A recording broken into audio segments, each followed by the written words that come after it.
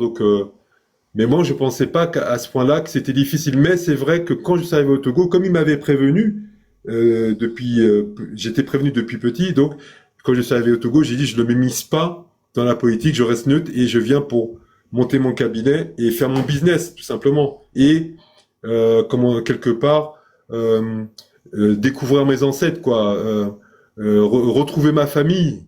Enfin, en tout cas pas au Togo, mais le fait d'être en Afrique, retrouver les ancêtres de mes parents africains. Et c'était ça mon objectif quand je suis arrivé au Togo.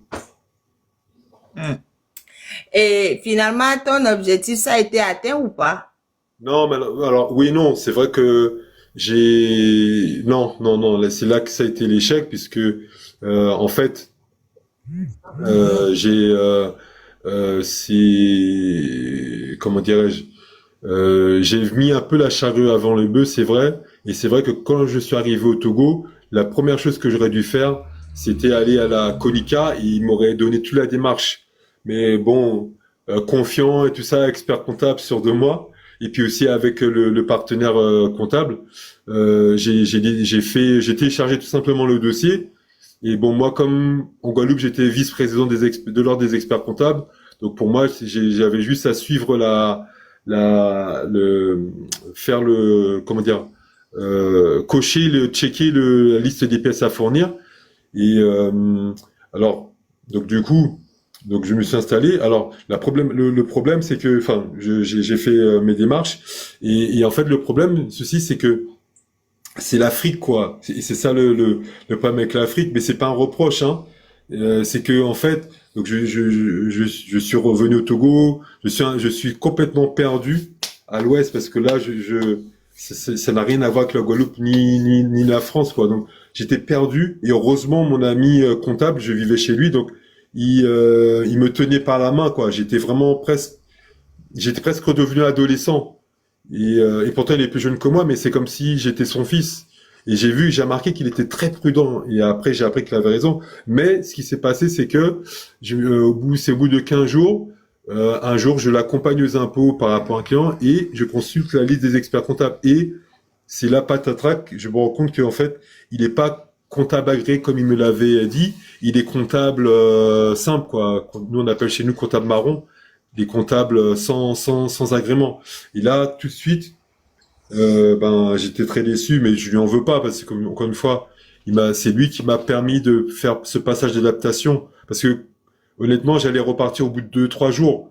Tellement j'étais, euh, comment dire, déstabilisé parce que, par exemple, des trucs bêtes, j'étais pas habitué à manger avec la main. Et là, il n'y a pas le choix. Il me donnait pas de couvert. Je suis obligé de manger avec la main, sinon, je mangeais pas, quoi. Le piment, comment on appelle, l'alimentation même, j'étais pas habitué à la sauce à démé gluante. Bon bref, donc la pâte, j'étais pas habitué. Donc donc il m'a aidé à passer cette phase difficile d'adaptation là des 15 jours. Et bon malheureusement quand j'ai su qu'il n'était pas comptable agréé, j'ai dû quitter son cabinet. Et puis du coup comme j'étais un peu énervé contre lui parce que du coup il m'avait fait venir pour rien en Afrique, j'étais un peu fâché. Bon d'un autre côté comme dit, il m'avait permis quand même de découvrir mes ancêtres, enfin le pays, le continent de mes ancêtres. Donc, comment dirais-je, je ne me suis pas disputé avec lui, mais j'étais en froid, quoi. Et donc j'ai décidé de faire mes démarches tout seul. Et ce qui s'est passé, c'est que c'est quel mois? C'est en février. Bon, entre-temps, je mène la belle vie, hein, la best life au Togo. Euh, Puisque bien évidemment, comme je suis en télétravail, j'ai les revenus, même s'ils avaient baissé, j'avais les revenus en tant qu'expert comptable, c'est-à-dire peut-être à 3 000 euros par mois, en toute transparence. Hein. Moi, en Guadeloupe, je tourne 5 000 euros net par mois. Là, je tourne à 3 000 euros net par mois, entre 2 000 et 3 000 euros net par mois au Togo, de salaire. Hein. Et, et je vivais, comment dire, avec je consommais local. Donc je menais ma best life. Je gagnais bien ma vie, tout, les connaissances, les copines, la découverte de la culture africaine. Donc j'ai passé les 6 meilleurs mois de ma vie, quoi, en tout cas. Et en février, euh, mon ami togolais Siméon m'appelle, je crois, ou c'est moi qui l'appelle. Il m'appelle. Je pense qu'il a dû sentir que quelque chose ne clochait. Il m'a appelé. J'ai vu qu'il m'a appelé début février. Et parce que ça faisait déjà un bon moment que j'étais parti, que j'étais pas encore rentré en Guadeloupe. Donc il m'a appelé et il me dit qu'il me propose, on discute et tout, il me propose de me mettre en relation avec le past président, l'ancien président des experts comptables j'espère que je monopolise pas trop la parole, l'ancien président des experts comptables du Togo. Et donc, ok, donc j'ai appelé l'ancien président des experts comptables du Togo, qui est son meilleur ami, et il me donne les conditions, dont l'une, c'est que c'était d'avoir la nationalité togolaise et pas tatrac. Je me rends compte que ben j'ai fait 4 mois, 5 mois, je crois, pour entre guillemets pour rien au Togo. Et donc je suis parti au Bénin parce que le Talon a mis en place un dispositif pour les Afro-descendants qui nous permet de prendre la nationalité béninoise. Donc je suis parti au Bénin et je suis resté 3 semaines au Bénin et donc j'avais prévu de faire les 6 mois pour pouvoir prendre la nationalité togolaise. Mais patata que le Bénin, qui est la terre des ancêtres de ma mère, j'avais pas cette. Enfin, c'est même pas ça. C'est que j'ai une amie togolaise qui m'a appelé, qui m'avait promis qu'elle pouvait me faire obtenir la nationalité togolaise. Donc j'ai fait 3 semaines au Bénin, donc ça se passait très très bien, très très bien. Mais c'est vrai que je m'ennuyais un petit peu. C'est vrai qu'au Togo quand même, il y a plus d'activités et surtout moi je suis quelqu'un qui vit la nuit et au Togo jusqu'à 22h, 23h, vous avez encore des personnes qui vendent au bord de la route. Enfin, quasiment tout est ouvert encore. Alors qu'au Bénin, 19h, 20h, tout est fermé. Hein. C'est juste les bars, les restaurants qui sont ouverts. Bref, donc je m'ennuie un petit peu, mais j'étais bien. Et au bout de 3 semaines, donc je suis retourné au Togo et voilà. Et je sais pas, je suis retourné au Togo et comme là, j'étais plus dans ma villa, parce qu'en fin de compte, avant de partir au Bénin, j'étais dans une villa au bord de la mer, à Baguida. Donc, j'étais pas trop, si vous voulez, confronté à la misère togolaise. Mais c'est quand je suis revenu euh, au Togo que là, j'étais bon pour ces soucis d'économie. J'étais dans un logement pas cher, enfin où je n'avais rien à dépenser en fin de compte, mais j'étais vraiment confronté à la réalité des discriminations sociales et de l'injustice sociale togolaise. Et, je vais donner un exemple. Je donne un exemple, mais j'avais connu un taxi-moto et il était malade. J'avais été le voir à l'hôpital. Ce jour-là, à Tourcoing. Ce jour-là, j'avais vu la première fois de ma vie. Je vois 3 personnes mourir sous mes yeux, par manque de soins, non, mais sous mes yeux. Hein, là, c'est-à-dire qu'on voit la personne arrive en brancard dans l'hôpital, posée à côté dans la chambre d'à côté comment dire, de mon ami là, et la personne suffoque et elle meurt avec la fille qui crie et tout. Et j'ai vu ça. Je vois une personne qui rentre vivante dans l'hôpital. Et 2 minutes après, je vois qu'elle ressort morte. J'ai dit, c'est quoi cette histoire? C'est quoi ce truc? Et je vois que pour les frais médicaux, il faut payer, quoi. Et ce qui m'a marqué ce soir-là, je lui avais emmené 20 000 francs, mais pour moi, je pensais que c'était assez.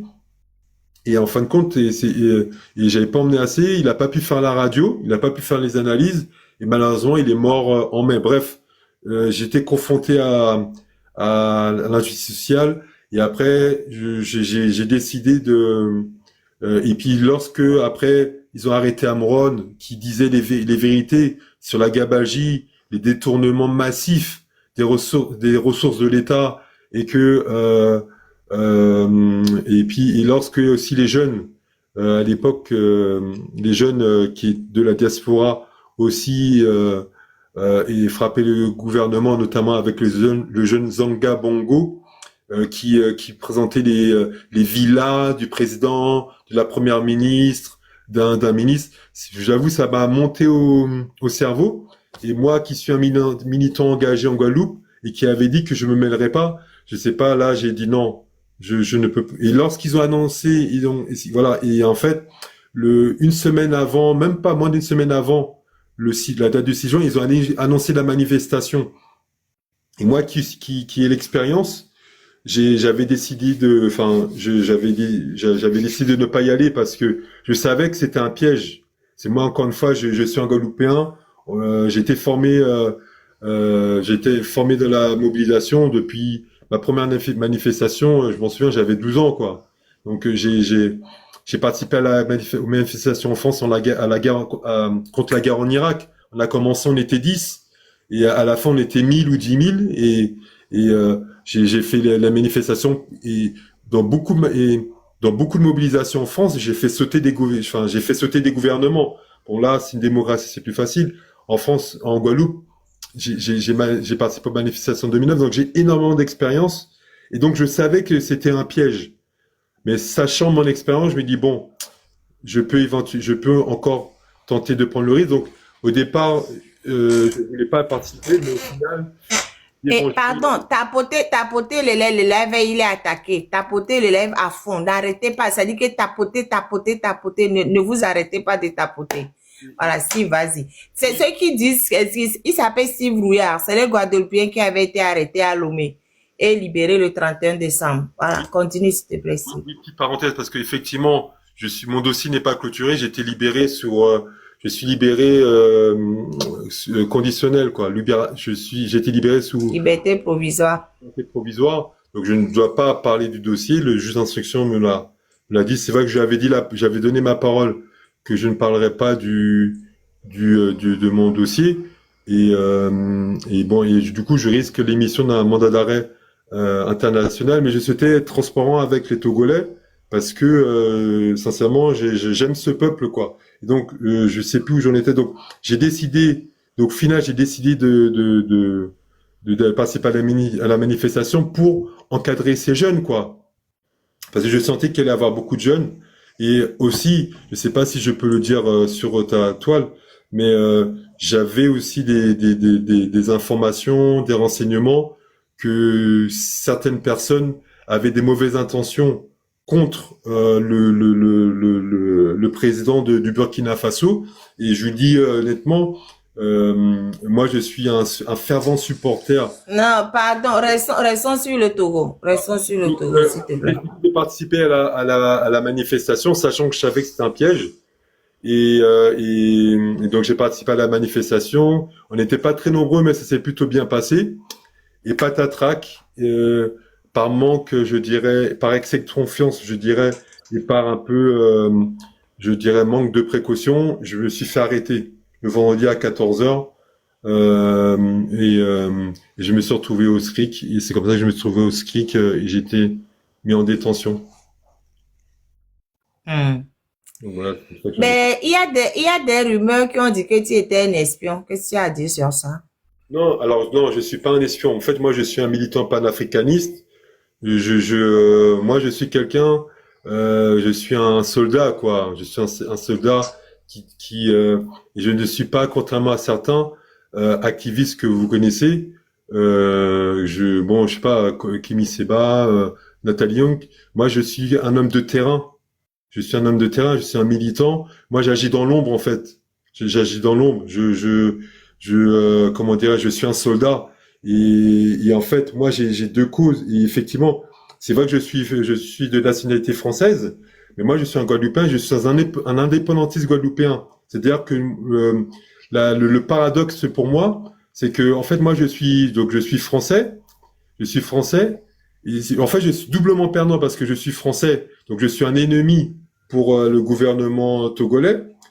Mais en plus, je suis un ennemi. Il faut savoir qu'en fait, moi, je suis un ennemi du gouvernement français.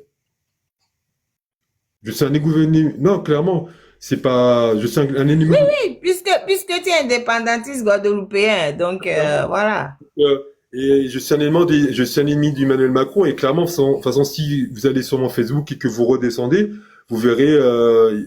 Vous verrez Macron démission, quoi. Tel ministre, telle démission.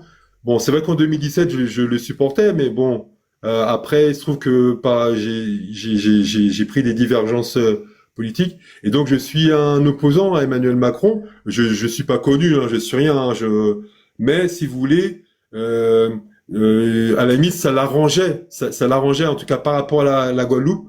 Même si j'ai pas un gros score en Guadeloupe, hein, mais en tout cas, ça l'arrangeait que je me fasse arrêter au Togo. C'est ça le paradoxe. Et donc, ça a arrangé le gouvernement français, le président, que je me fasse arrêter. Et là, c'est la double punition, la double peine. C'est que pour le Togolais, comme je suis français, donc automatiquement, je suis un espion français. Parce qu'en fait, comme je l'explique, j'ai la compétence. C'est-à-dire, autant je suis expert comptable, mais honnêtement, je suis expert en mobilisation sociale. Parce que j'ai été formé, et j'ai été formé par mes camarades. Et ma formation a été terminée par les camarades guadeloupéens. Donc, j'ai l'expérience et honnêtement, je dis franchement, je peux le dire, s'ils m'écoutent, ils m'ont attrapé par chance. Et encore une fois, c'est par chance, c'est un miracle, c'est grâce à leur Dieu, à leurs ancêtres que j'étais arrêté et et à cause de ma négligence. Mais sinon, jamais ils m'auraient arrêté, jamais ils auraient su que c'était moi. Et d'ailleurs, même s'ils avaient su que c'était moi, j'aurais eu le temps de quitter le pays. Donc ils m'ont eu par chance. Et s'ils m'ont arrêté, s'ils ont invoqué s'ils ont pu me donner des inculpations, c'est parce que j'ai avoué. J'ai avoué, en fait. Pourquoi j'ai avoué? Parce que quand j'ai fait un calcul simple. Si j'avoue pas, ça va pas faire le buzz. C'est parce que maintenant c'est le buzz. C'est-à-dire que, en tout cas, si j'avouais pas, ça faisait moins de buzz. En avouant que oui, j'ai participé à la manifestation et que oui, j'ai mis 2 barricades, quelques barricades, hein, très gentilles, parce que nous on respecte les mamans, enfin les mamans quoi. On sait qu'elles se battent elles travaillent très difficile pour gagner 1 000 francs dans une journée. Donc les barricades, c'est juste, on a pris comment dire, leur table, le truc, on a posé délicatement sur la route. D'ailleurs, les gendarmes, quand ils sont arrivés, ils ont récupéré leur table, leur truc, là, leur matériel. Eux-mêmes, ils l'ont déposé très délicatement. Donc, on n'a rien cassé. C'est juste quelques petits pneus qu'on a déposés. Enfin, bref. Mais ils avaient zéro preuve sur moi. Peut-être une vidéo, mais effectivement, il y avait une vidéo, mais bon, ils avaient zéro preuve, zéro preuve. Et c'est parce que moi, j'ai avoué que là, ils ont pu lancer les chefs d'inculpation. Et donc, j'ai perdu un petit peu mon fil. C'était quoi la question, la marraine, s'il te plaît? Pardon. On t'a accusé d'être un espion français. Parce que c'est pas par arrogance, mais j'ai fait trop bien. Parce que ça fait longtemps qu'ils me cherchaient, en fait. Et j'étais sur écoute, donc je me doutais bien, mais et d'ailleurs, c'est pour ça que je m'en doutais. Pourquoi je faisais attention, j'essayais de faire attention. Bon, j'ai peut-être fait 2, 3 erreurs, mais je veux dire, j'ai fait un travail de pro. Je dis, c'est à la fin, c'est juste lors de la manifestation. J'ai fait une erreur. Donc, voilà. Mais en fait, ils m'ont pris un espion pour ça, parce que j'ai comme un professionnalisme, mais je suis pas un espion. Hein. Moi, c'est que juste, j'ai une formation, quoi. Tu es un citoyen engagé. Voilà. Quand tu vois l'injustice, tu essaies d'apporter ta pierre pour faire cesser l'injustice. Français, C'est donc, tout. T'es membre, Voilà. t'es membre de l'ANG? Mhm. T'es membre de l'ANG? Alors, justement, non, je suis pas membre de l'AG parce qu'on a on a une divergence de point de vue, mais voilà, je suis indépendantiste, non, parce qu'en fait, l'ANG, c'est un futur unir, si vous voulez. Moi, je veux pas, c'est un futur unir, hein, concrètement, je vous le dis clairement. C'est un futur unir. Et moi, je ne veux pas qu'on soit indépendant pour se retrouver sous une dictature noire. Moi, le but d'être indépendant, c'est qu'on soit dans une démocratie. Si c'est, franchement, je dis sincèrement, si c'est pour et le NG, c'est ça. Hein, et je les connais. Non, pardon, laissez les partis guadeloupéens là, il faut pas nous fatiguer. Moi, je veux rester focus sur le Togo. Voilà. Ah non, je suis pas là. Donc, Une divergence de point de vue. pardon, donc, on revient sur le Togo, parce que tu vas encore commencer par nous dire tous les partis politiques de trucs, ça m'intéresse pas du tout.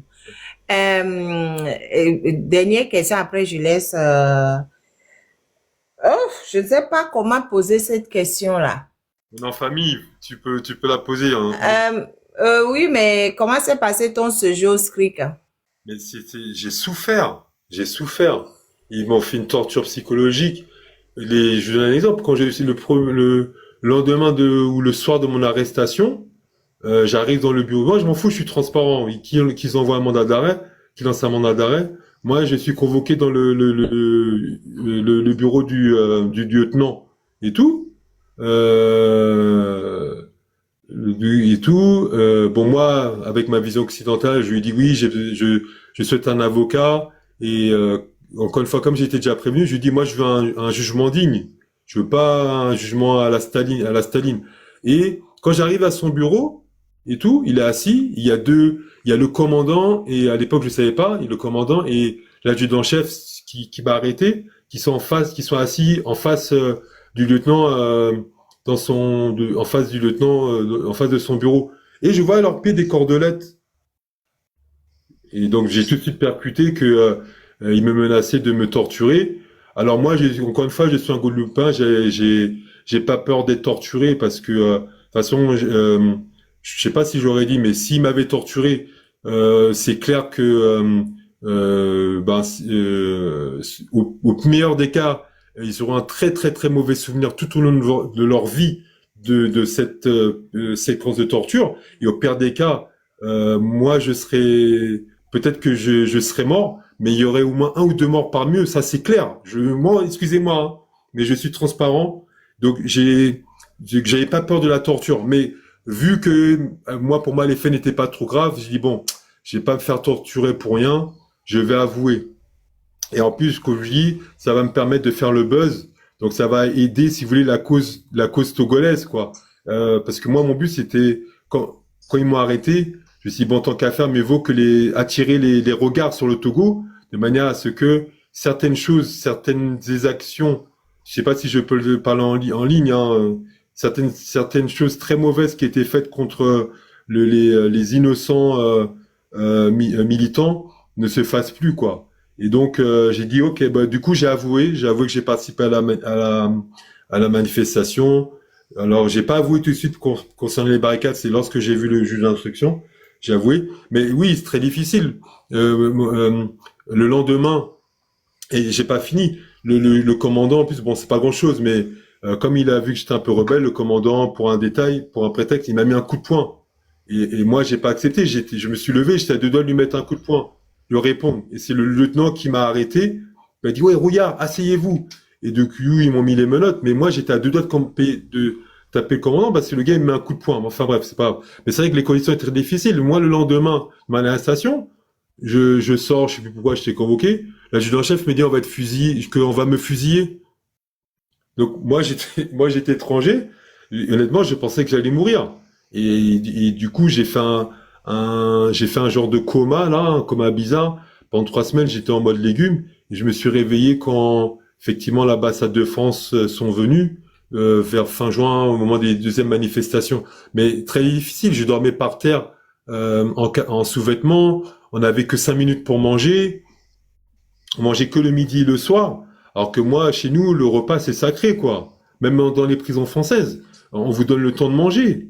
On vous laisse pas manger en 5 minutes. Le repas était très mauvais. Pas de viande, la sauce vous rend malade. J'étais obligé, heureusement, ma famille m'envoyait de l'argent, donc je m'achetais à manger. Mais le repas, je suis désolé, il est pas bon. On n'a pas de sortie. Je voyais pas l'heure du jour. On n'avait pas de promenade. Les seules sorties qu'on avait, c'était au moment de manger et lorsqu'on était convoqué par le procureur ou le juge, ou bien lorsqu'on avait de la visite. Mais jamais, pendant 7 mois, j'ai quasiment pas vu la lumière. Je suis pas sorti dehors. Effectivement, à un moment, l'adjudant-chef m'a fait faire le tour. On a marché un samedi matin, il m'a fait faire le tour du bâtiment du SIG, mais j'ai souffert. Sincèrement, et puis il y a plein de choses, j'ai souffert. J'ai passé les pires moments de ma vie. Après, j'ai perdu 30 kilos. Non, j'ai perdu 40 kilos. Enfin, j'ai perdu jusqu'à 40 kilos. Et c'est bon, là, j'ai repris. Finalement, j'ai fini à moins 30, moins 27. Ouais, c'était un combat spirituel aussi. J'étais attaqué pendant la nuit. Je vais pas entrer dans les détails, mais vous connaissez l'Afrique, c'est voilà, c'est une terre spirituelle. Faut le reconnaître. et spirituellement, ils sont très très forts. J'ai fait mourir. Heureusement que ma mère prie et que moi j'ai prié et que beaucoup de gens priaient pour moi. Mais sinon, j'aurais pu mourir. Donc bref, c'était très difficile. Bon, maintenant, je retiens l'expérience. Maintenant, je vous avoue que maintenant, je préfère même dormir par terre que dormir dans un lit. Donc, j'en tiens une expérience positive, mais j'avoue, c'est tellement difficile au point que j'avais même demandé mon transfert à la prison et ça a été refusé. Et j'étais à 2 doigts de faire une grève de la faim parce que je voulais transférer à la prison. Je souffrais tôt. J'avais mal aux fesses, des douleurs aux fesses jusqu'à maintenant. J'ai des douleurs. J'avais des douleurs au bras gauche, j'ai souffert. Je souhaite ça à personne. Je souhaite ça à personne. Et moi, sincèrement, ce centre-là, il n'est pas aux normes. Je suis désolé. Je veux pas te mettre en problème, la marraine, hein, mais les conditions de détention de strict ne respectent pas les droits de l'homme et ne respectent pas je dirais, la Convention de Genève, ne respecte pas le droit des détenus. Voilà, vraiment toutes mes excuses. Encore une fois, je veux pas mettre ton site en Non, danger. mais ça c'est rien. J'ai dit pire que ça. Donc, t'inquiète. Moi, même si mon live, j'ai dit pire que ça. T'inquiète. D'accord. C'est bien que tu le dises. C'est bien, je le dénonce tout le temps, ça. Et j'ai un dernier témoignage qui est vraiment, et là par contre, qui est très méchant de leur part. J'avais une camarade, par exemple, et qui m'emmenait à manger, et ils me l'ont jamais dit. Ils me l'ont jamais dit. Et parce que c'était la torture psychologique. Et d'ailleurs, quand des fois, par pitié, parce qu'il y avait pitié, certains gardiens avaient pitié de moi depuis le départ, parce qu'elle m'emmenait à manger, ils arrivaient discrètement, tac, sans que le chef le voie, il me donnait, il me donnait le repas, quoi. J'avoue que comme on me disait pas de qui ça venait, je pensais que c'était empoisonné. Mais bon, comme j'avais faim et tout, je le mangeais. Mais c'est à ma sortie, j'ai su qui me donnait les repas. Mais ils me l'ont jamais dit. J'ai fait 7 mois. J'ai une camarade qui m'a emmené des repas. Il refusait les repas. Et c'est quoi, elle avait la chance de tomber sur le gardien qui m'aimait bien. C'est le gardien qui prenait sur lui pour me donner le repas. Et au point que des fois, j'ai remarqué souvent, le repas, en fait, je l'avais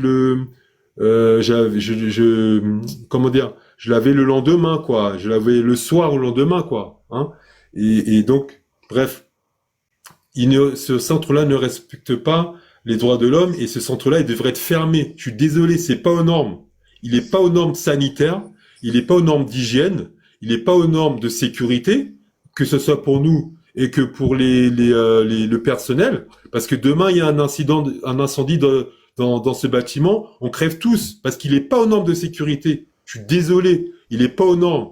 Et c'est vrai que le Togo, c'est pas comme la France, c'est un pays émergent, mais quand même, tout de même, il faut un minimum de sécurité. Et ce bâtiment, il doit être fermé. Et même moi, et pour le personnel qui m'écoute, les espions du gouvernement togolais qui m'écoutent, sachez que le bâtiment de sécurité n'est pas aux normes. Et vos collègues travaillent dans des conditions de sécurité très dangereuses. S'il y a un incendie dans ce bâtiment-là, vos collègues vont mourir.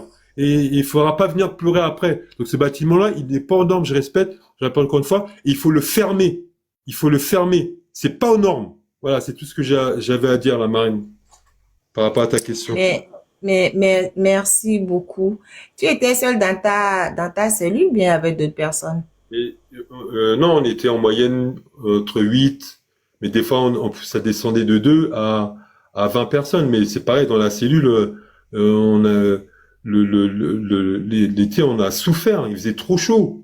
Trop chaud, trop chaud, trop chaud. En plus, c'est pas aux normes. Moi, j'ai attrapé des plaies, j'ai attrapé des boutons, excusez-moi l'expression, j'ai attrapé des boutons sur le sexe, j'ai même un kiss dans les fesses, dans l'anus, quoi. Alors, je sais pas si c'est dû à la douleur ou si c'est un microbe que j'ai attrapé. J'ai attrapé un kiss dans l'anus parce que c'est pas aux normes. Les douches sont bouchées. Si vous m'écoutez, là, les services de renseignement, là, hein, faites remonter ça au président du Togo. Excusez-moi, je vais pas m'énerver, mais je suis révolté. Vous vous rendez compte, les douches sont bouchées. Ça fait 7 mois qu'on demande que les douches soient débouchées. On est obligé de ramasser l'eau dans des seaux et verser quand on se douche, ramasser l'eau avec des bidons pour verser dans le seau et verser dans les toilettes. Hein? C'est pas propre. On attrape des microbes. Les toilettes, on avait comment dire, les toilettes sont sales. On ne donne pas de produit pour laver les toilettes. Les conditions sont très difficiles. Les cellules sont sales. C'est nous qui prenons nous pour nettoyer, mais c'est pas normalement, je sais pas. Bon, moi je connais pas je connais pas la prison. Je sais pas comment ça se passe en France, mais je sais pas. Il faut au moins un nettoyage normalement au moins une fois dans le mois de professionnels, de la désinfection. Rien n'est fait. Les murs sont sales. Les murs sont sales, quoi. Moi, je vous donne un exemple. Il y avait c'est pas pour comment dire, stigmatiser, mais il y avait un Peul marrant, c'est pas de sa faute. Il connaissait pas le fonctionnement des WC. Lorsque il avait envie de faire ses besoins, il faisait ses besoins par terre dans la cellule et il essuyait ses mains sur les toilettes, sur le mur. Jamais ils ont désinfecté. C'est nous qui avons désinfecté, bon, avec un peu Homo Javel, mais c'est jamais Javel. Donc, si vous voulez, on était trop nombreux dans ces cellules-là. Il y a des cellules qui n'ont pas de WC, qui n'ont pas de WC, quoi. Donc, ils sont obligés de faire leurs besoins dans un seau ou bien et ils font pipi dans des bouteilles d'eau. Non, c'est pas bon. Je suis désolé, c'est pas digne d'un pays tel que le Togo, qui vient faire effectivement la morale dans le monde. Et merci, merci pour ça, qui appelle à l'indemnisation des afro-descendants par rapport à l'esclavage. Mais il y a une citation qui dit qu'il faut balayer devant sa porte avant de faire, comment dire, je oublie l'expression, avant de s'occuper des autres, quoi. Et c'est vraiment le cas, sincèrement, concernant le Togo. En tout cas, concernant le SRIC, c'est pas aux normes. Et dernier point, je profite d'une parenthèse pendant que j'y pense. Je demande au service de renseignement de faire remonter au président Faure-Gnassingbé et à son gouvernement, au président du Conseil, Monsieur Faure-Gnassingbé, ainsi que les membres du gouvernement, s'il vous plaît, libérez Jean-Paul Oumoulou. Libérez Jean-Paul Oumoulou. Son incarcération est injuste. Ça suffit. J'en ai envie de pleurer. Hein? Ça fait 5 ans, j'ai fait une petite parenthèse, pardon la marraine, mais je tenais à le faire devant le peuple togolais qui nous écoute. Tu as raison. Je voulais justement te poser la question sur Jean-Paul Oumoulou, justement. S'il vous plaît, peuple togolais, je vous en supplie. Je devrais, normalement, c'est vrai, je vais pas me mêler de vos affaires, mais je suis un humaniste. Excusez-moi, je suis un humaniste, j'ai un cœur. Jean-Paul Oumoulou, je le dis franchement, c'est au SRIC qu'il a enfermé. Peut-être qu'à cause de ça, ils vont le déplacer, mais s'il vous plaît, je demande aux autorités togolaises de le libérer aussi. Il est innocent. C'est un monsieur gentil. Ok, il a fait une bêtise, mais c'est bon, on a compris. Ça fait 4 ans, 5 ans qu'il est enfermé sans être jugé. Faites comme moi, s'il vous plaît, monsieur le président. Faites une grâce présidentielle pour Jean-Paul Oumoulou. Je vous en supplie. Effectivement, on a un accord. On a un accord. C'est que on a une trêve. Je ne vais plus intervenir dans les affaires togolaises. Il y a pas de souci, truc. Mais moi, la seule chose que je demande, c'est de libérer Jean-Paul Oumoulou. Il en a assez duré. Il a une famille, il a des enfants, il a une femme extraordinaire qui vient tous les jours. Elle vient matin, midi et soir lui emmener à manger. Je rends hommage à cette dame-là. Je vous demande, monsieur le président du conseil, je demande à tous les Togolais, s'il vous plaît, j'ai envie de pleurer, s'il vous plaît. Ne pleure pas, ne pleure pas, Steve, ne pleure pas. S'il vous plaît, peuple togolais. Ne pleure pas. Ne serait-ce que pour la femme de Jean-Paul. Pardon, ne pleure pas. Non, il faut le ramener. Il est où? Non. Il faut le ramener. Non, parce que c'est toi l'invité. C'est toi qui dois occuper la place.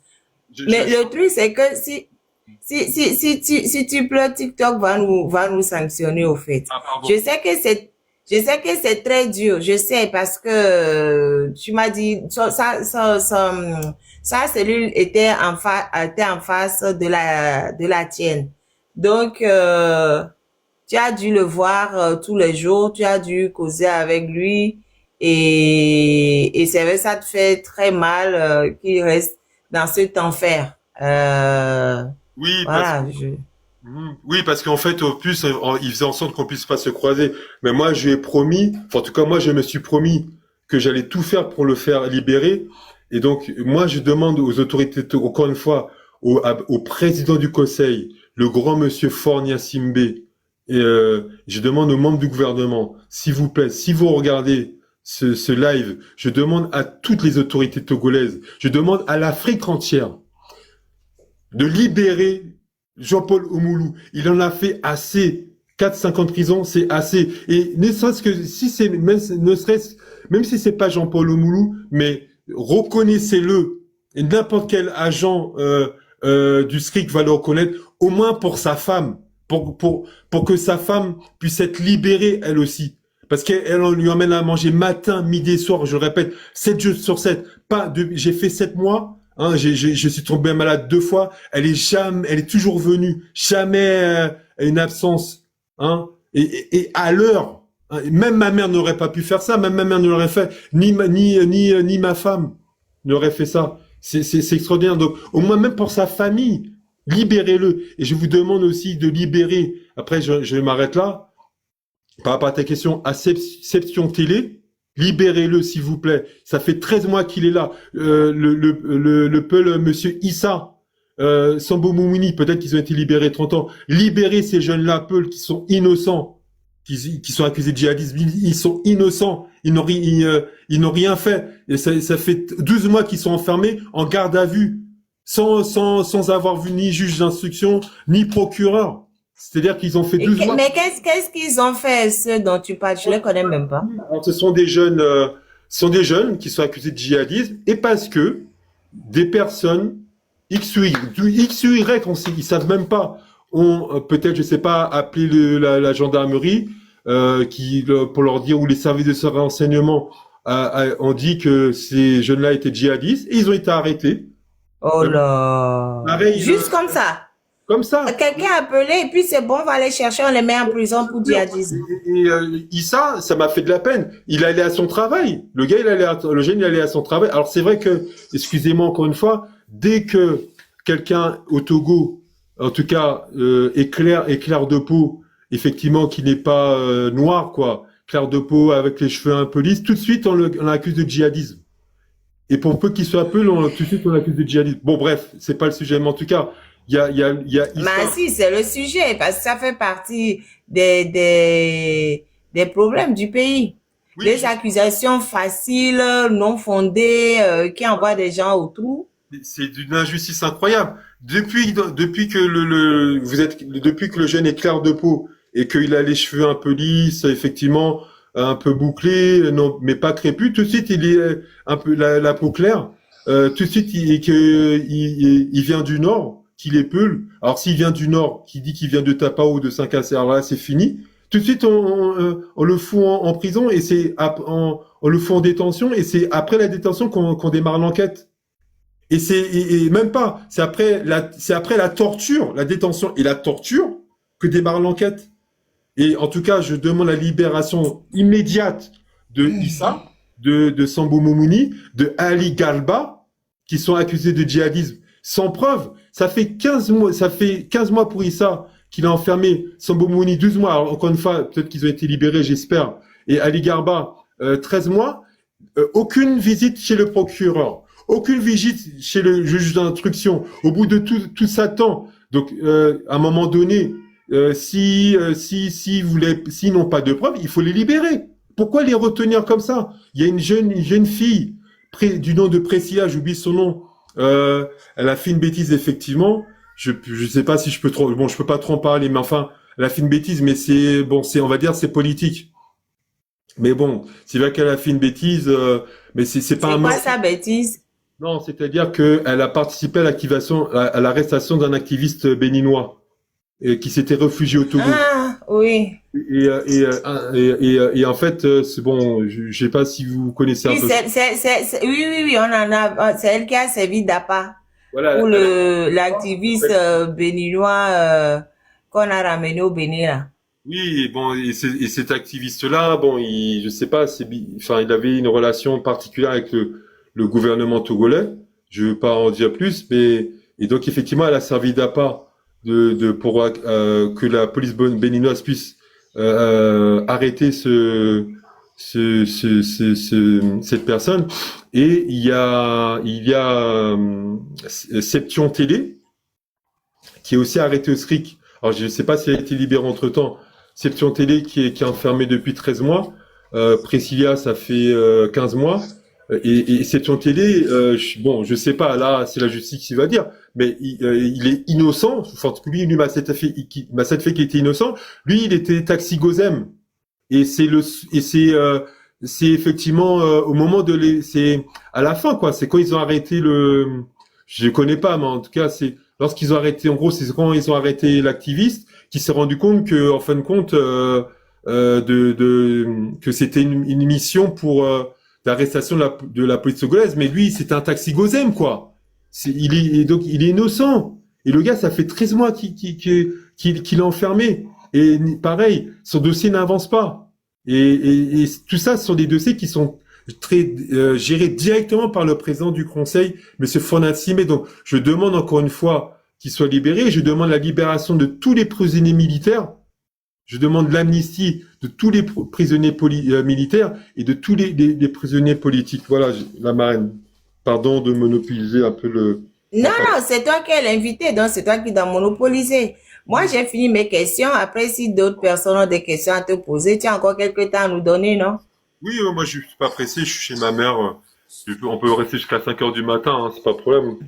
Mhm. Steve, Ok, bon, si quelqu'un a une question, merci Steve d'avoir répondu à mes questions. Si quelqu'un a une question, la personne peut poser, mais pardon, plus que tout, tapoter à fond pour protéger l'élève.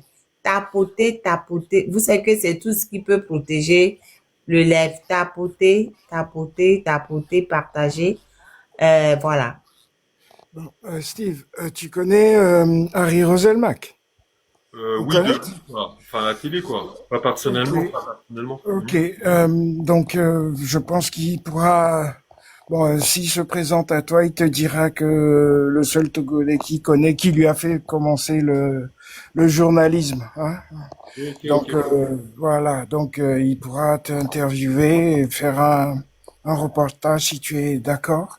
Oui, avec plaisir. Et d'ailleurs, je t'avoue que j'aimerais tirer un film de mon histoire, Au de mon Togo. Donc, bah, Voyage au Togo. par la même occasion, il te présentera un écrivain togolais qui est resté son meilleur copain aussi. Et dans ces cas, vous essaierez avec grand de vous plaisir. relater, d'accord? Ouais, je t'ajoute en ami, là. Effectivement, s'il Oui, te plaît, si c'est tu peux mettre dans la 5 c'est un grand plaisir. Je te remercie infiniment. pas ni souci. Mais tu auras droit à une bouteille de Trois-Rivières. Ah, D'accord? Pas oublié, oh. et je la boirai avec plaisir. On la partagera. Ok, On la plus partage avec force. la marraine. Plus force. Hein? Si c'est Ouais. tard, c'est tard. Risquem veut jouer le rôle de Fogne Sibé dans le film. Risquem, il est fou, Risquem. Ah oui, oui. Pardon, je suis en bas. Vous voyez bien là, ceux qui disent ils n'arrivent pas à tapoter là. Il y a la marraine en bas là-bas là. Je suis en bas. C'est écrit haute, tapoter là-bas. Vous n'avez pas besoin de voir, tapoter. En tout cas, en plus, Euh, sans te couper la marraine, je profite vraiment pour remercier les avocats togolais qui sont tout de suite mobilisés pour moi, très très rapidement. 4 jours après mon arrestation, il y a 4 avocats togolais qui sont dévoués pour me défendre lorsque j'étais convoqué devant le juge d'instruction. Et vraiment, je remercie les avocats togolais. Je demande vraiment pardon, parce que mon père, faut bon. non, non, non, pardon, non, non, parle pas de ça. On reste focus sur le Togo, point. En tout cas, je remercie les avocats togolais. Je sais pas si je mets le nom de mes avocats, vraiment je peux nommer leur nom, la marraine. Oui, oui, oui, bien sûr. Je voudrais remercier Maître Ato Mensa, vraiment, qui s'est battu comme un bulldozer, vraiment, euh, pour me faire libérer. Je remercie en fait aussi trois autres avocats, mais malheureusement je connais pas leur nom. Peut-être qu'ils se reconnaîtront qui étaient avec lui. Je remercie Maître Sosa, qui est vraiment un grand avocat, très courageux, qui lui aussi m'a permis d'être libéré. Et je remercie aussi Maître Charles Laté, qui est un avocat togolais, mais qui vit en Guadeloupe et qui m'a aidé, si vous voulez, de faire le lien avec la Guadeloupe par rapport à mes affaires. Donc voilà, je remercie sincèrement aussi les avocats du Togo parce que sincèrement, c'était pas évident. J'ai même appris ils avaient monté un collectif, je crois, pour me défendre. Donc vraiment, vraiment, vraiment, mille merci à vous, quoi. Ok. Miwase, Tata Miwase, tu as une question? Oui, oui, oui. Bonsoir. Beaucoup de courage, vraiment. Merci. Je voulais te demander, est-ce que tu as pu changer un petit peu avec euh, Omulo? Comment il s'appelle? Omulu. Omolu, Omolu. Euh, Non, non, non, on pouvait pas échanger parce que, si vous voulez, ils évitaient donc qu'on puisse se croiser. La seule chose, c'est que bon, on se saluait et puis c'est vrai qu'il m'a beaucoup encouragé, il m'a beaucoup conseillé parce que il y avait un moment, je commençais à perdre patience et donc il m'a encouragé, il m'a calmé parce que c'est vrai que si admettons, comment dire, j'avais fait des bêtises, peut-être que mon séjour a été prolongé. Donc il m'a beaucoup encouragé. Mais non, on n'a pas pu échanger. En tout cas, je m'étais promis, vraiment promis de tout faire pour le libérer. Et comme encore une fois, j'ai signé un accord enfin, j'ai pas signé, mais enfin, j'ai donné ma parole pour un accord de trêve. Mais, mais, euh, mais encore une fois, je demande la libération de Jean-Paul, je demande la libération vraiment immédiate de Jean-Paul Oumou parce que la marraine, il a toujours pas été libéré, à ce que je sache. Non, non, non, il n'a pas été Il n'a libéré. pas été jugé non plus. Non, ce que je Non, voulais non savoir, plus. hein, lorsque vous étiez au script là, c'est ça que je posais la question, si vous avez eu au moins un contact un petit peu avec lui et parler, changer, comme vous avez dit que vous donnez des conseils, ça veut dire que vous avez changé déjà un petit peu. Si il C'est-à-dire arrive à vous conseiller. c'est-à-dire que comme sa cellule était en face de la mienne, mais ils nous empêchaient, ils faisaient en sorte qu'on puisse pas se croiser pour que nous ne puissions pas échanger. Donc, si vous voulez, c'est que lorsqu'il rentrait, en fait, là, au moment où on se croisait, c'était lorsque moi, je dînais. Enfin, nous, on dînait dans le couloir, quoi, et sur un banc, et que lui, il passait pour rentrer dans sa cellule. Et donc, si vous voulez, on avait quoi? 30 secondes pour parler, s'il était accompagné par un gardien, on va dire, relativement cool. Et donc, il me donnait beaucoup de conseils, et puis moi, je l'encourageais, mais sans plus, quoi. Et toutes les informations concernant son affaire, concernant, comment dirais-je, comment il est arrêté, c'est par le biais de d'autres personnes que j'ai les informations. En tout cas, en tout cas, il est détenu au SRIC. Après, je sais pas si s'ils l'ont changé entre-temps d'établissement, mais il est au SRIC. Bon, on va dire, comment dirais-je, j'ai pas l'impression qu'il soit au meilleur de sa santé quand même. Enfin, je pas trop truc, mais il est, comment dirais-je, je veux pas spéculer sur sa santé, mais je pense c'est le moment quand même qu'il soit libéré parce que, encore une fois, moi, j'ai fait 7 mois enfermé dans les cellules là.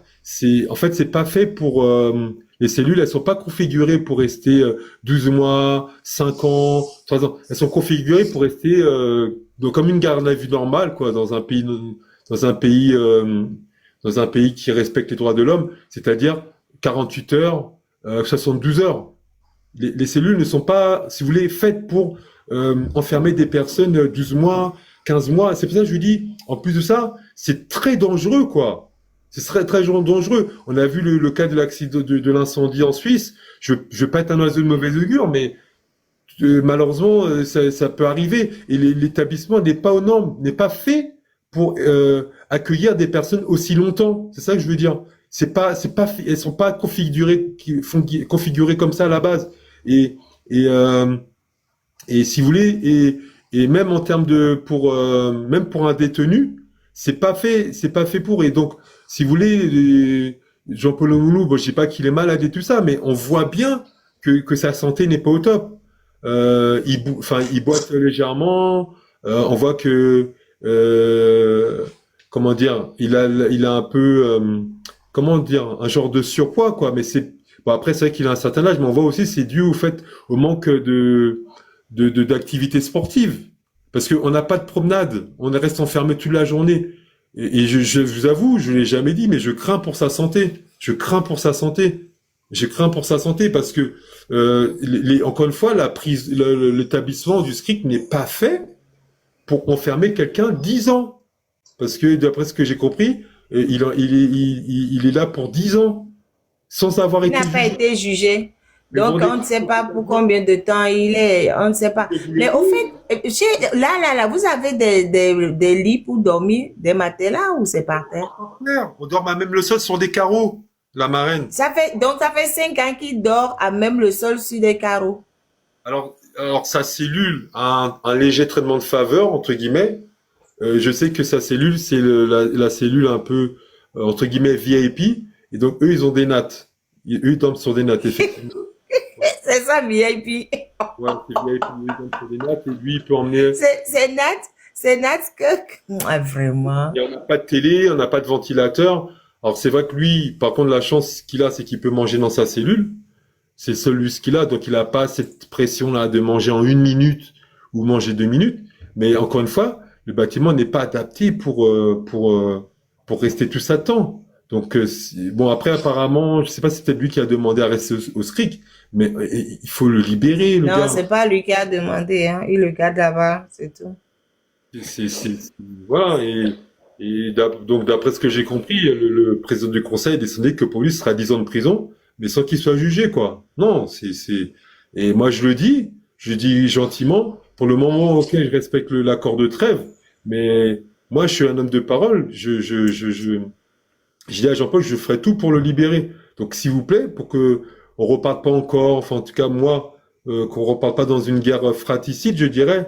Je dis ça au gouvernement togolais, au président du Conseil du Togo, et même au citoyens du Togo, qu'on reparte pas dans une guerre fratricide entre ma famille et moi. Je leur demande de libérer tout simplement, encore une fois, Jean-Paul Oumoulou, Seption Télé, la petite Pressilia, Ali Garba, s'ils sont encore enfermés, Issa et Sambo Moumouni, ainsi que tous les prisonniers militaires,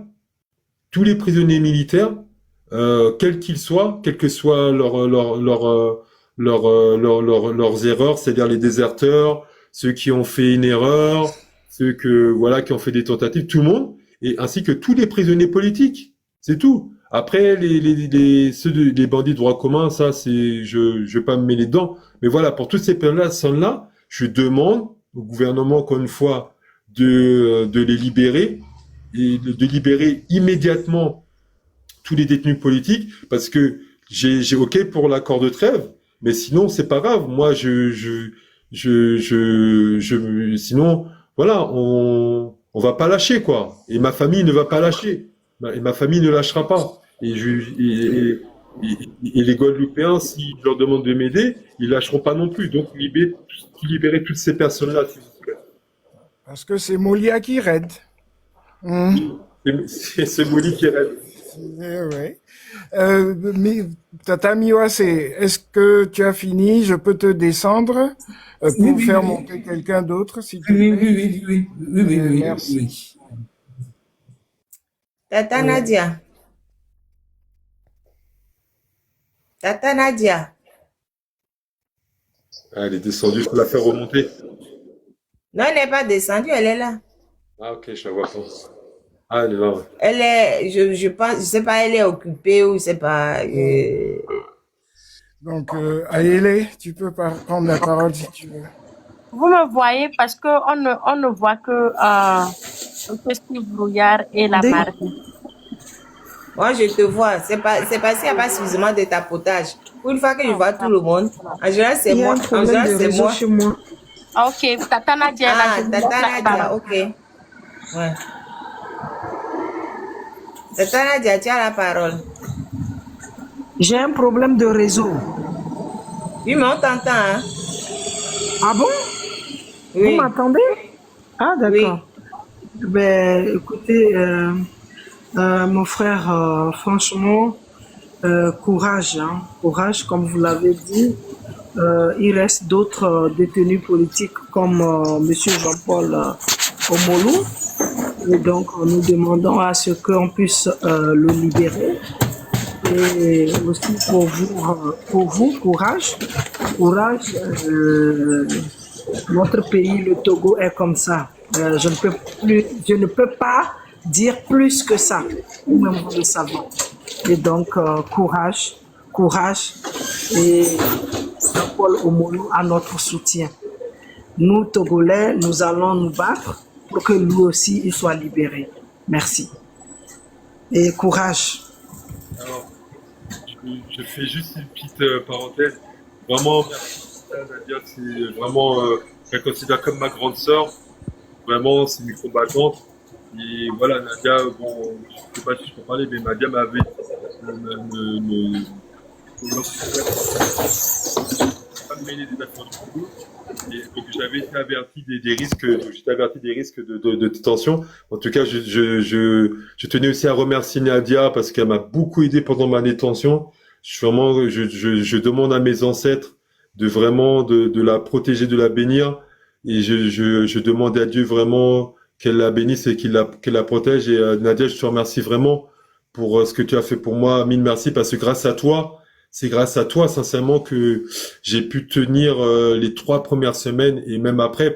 Mais je savais pas que je suis pas rentré dans les détails, mais voilà. En tout cas, c'est grâce à toi, sincèrement, que peut-être je suis encore en vie, quoi. Carrément, je te dis sincèrement parce que il voulait me tuer. Il voulait me tuer. Le but, c'était de me tuer, de m'affaiblir psychologiquement pour que je meure et qu'on dise, voilà, il est mort par AVC ou truc comme ça, ou crise cardiaque. Voilà, en tout cas, grâce à toi, Nadia, j'ai pu tenir et vraiment encore mille merci, que Dieu te bénisse et qu'il te donne la force et que il te donne la force pour réussir dans tes projets, quoi. Donc voilà. Oui, Nadia, c'est une combattante de chez combattante, hein. Franchement, elle est d'une efficacité. Franchement, je sais pas comment j'aurais fait avec les détenus politiques sans Nadia. Je dis tout, elle n'aime pas trop qu'on le dise, mais elle veut rester discrète, mais voilà quoi, je sais même pas comment on aurait pu faire pour affection, hein, sans Nadia, hein. Elle s'occupe de tellement de choses. Voilà. Bon, je ferme la parenthèse. Après, elle va me dire, la marraine, daga ou toi, Même moi, je peux témoigner. Je l'ai vu à l'œuvre. Ah, infatigable. Parce que ouais. quand toi tu dis c'est pas possible, elle te dit on va y aller. Et elle n'a peur de personne. Elle défonce les portes. Et ça, Nadia. Elle veut pas qu'on parle. Elle dit s'il vous plaît, elle veut pas qu'on parle. Elle est comme ça. Nadia. Elle veut pas qu'on parle. Alors que franchement. Gros bisous à toi, Nadia. Merci beaucoup.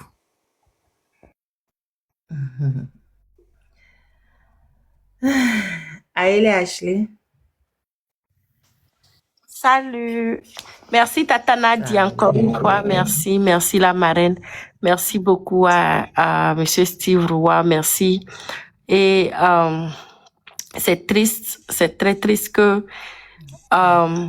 notre pays qui est supposé être un joli petit joyau soit l'enfer que tu as vécu.